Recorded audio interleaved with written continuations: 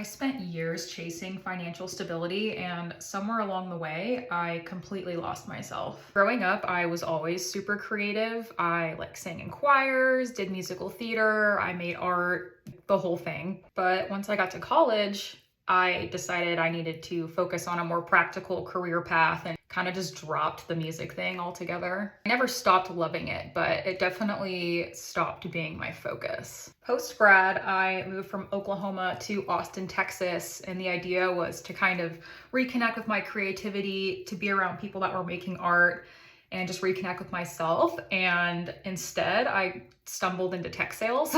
I started climbing the career ladder and chasing higher and higher salaries because for the first time in my life, I was kind of financially stable. I kept telling myself once I had this much success, I would come back to creativity.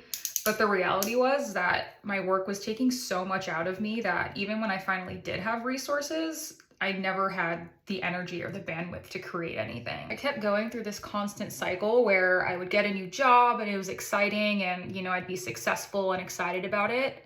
And then slowly but surely the pressure would build up and I would quit. I kept trying to mold myself into the kind of person that thrives in a corporate environment till not only was I completely miserable, but I just didn't recognize myself. To be clear, this is not to put anyone down that is working a corporate career, especially if they truly find purpose in that. That just was not the case for me. I just kind of hit this threshold where I knew I couldn't do it anymore. And so I started working on an exit plan. That timeline pushed forward a little faster than I originally anticipated because truthfully, things got to a point where the stress was taking a toll on my mental health, but also my physical health. And I also just want to be transparent and acknowledge that I am incredibly fortunate that my partner is supporting me while I make this transition. We've both made sacrifices to make this work, but it is a huge part of why I get to have this opportunity right now. I also feel like it's important to say that I don't come from money.